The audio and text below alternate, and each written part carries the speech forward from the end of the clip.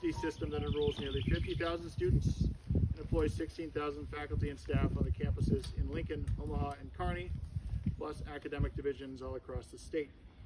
And we'll say this, Dr. Gold has been married for 40 years, more than 40 years, to a medical school classmate. They have 2 children and 2 grandchildren, and we're excited to hear from you, Dr. Gold.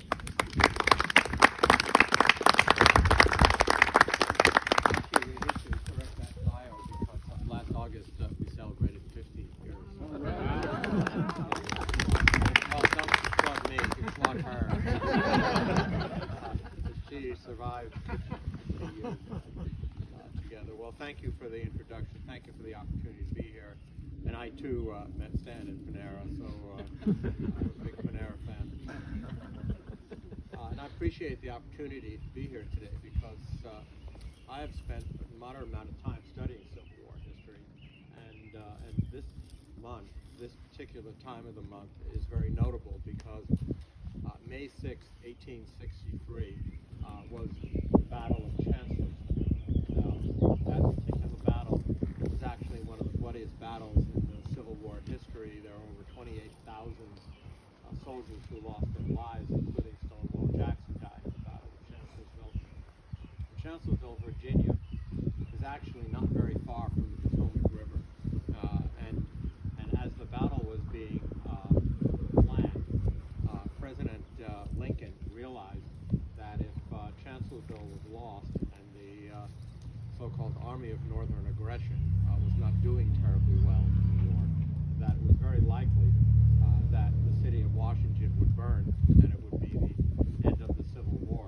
And so what President Lincoln did was he appointed a young, aggressive, energetic man named Robert Hooker to command the Northern Army. And General Hooker took a very different approach than had previously been taken.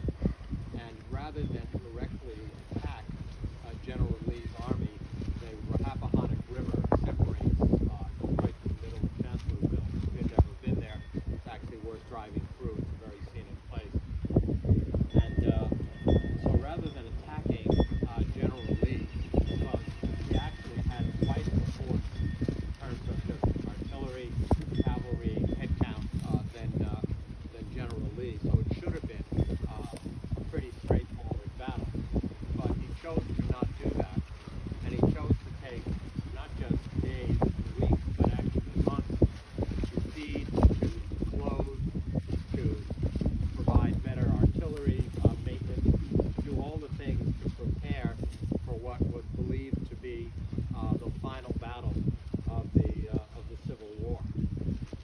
So the day came before the battle, and he brought all of his senior members together, the artillery and the cavalry and all of those individuals, and they had a banquet. And at the very end of the banquet, they had a toast. General Hooker raised his arm with his goblet and said, "Not even God Almighty can prevent what is going to happen tomorrow." So the sun begins to rise on the morning of May 6, 1863. And of course, what General Hooker does is he sends his scouts out across the river. And they come back and they say, "General, this battle is already over.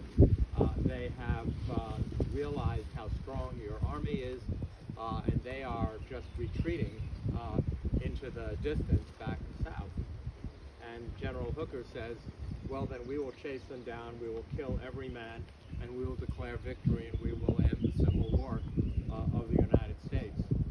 Unfortunately, in the dark of the night, General Lee's force, which was less than half the size of General Hooker's by that time, crossed the river, flanked him on either side and behind, and actually drove his entire army across the river, killed almost 3/4 of them, including not mortally but seriously wounding General Hooker.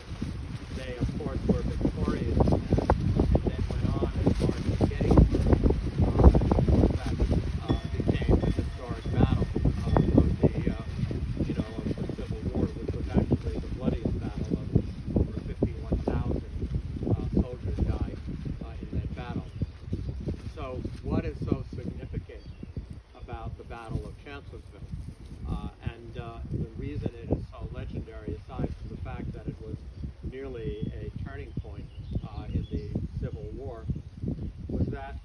confidence and the competence that General Hooker had was really remarkable. But he demonstrated a really critical flaw, and that is overconfidence. And I think that's something that we as a society need to understand and need to realize that while we want confidence and competence in our doctors, in our soldiers, in everybody, we really don't want overconfidence, because that is what produces bad results.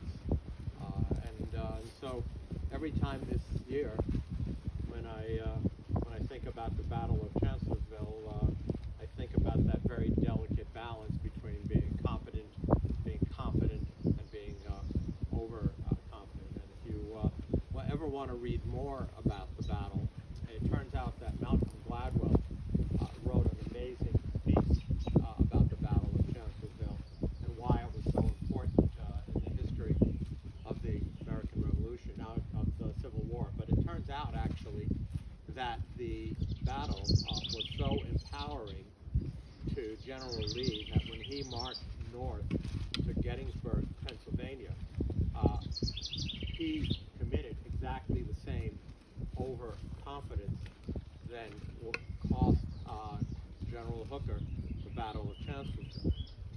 He actually had outnumbered the Northern Army in Gettysburg, but went on to lose that battle. So a very delicate balance of, who's in control, who's competent, who's confident, etc. So the most important thing I get to do today is to introduce retired General Lemke, who's my friend, and we have worked together for a very long time. I've known you as long as I've been here in Nebraska. I met you during the time, I think, that you were still working for Deb Fisher for all of the military affairs for Deb.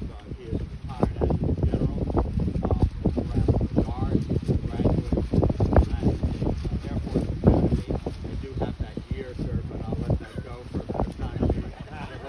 Long time ago.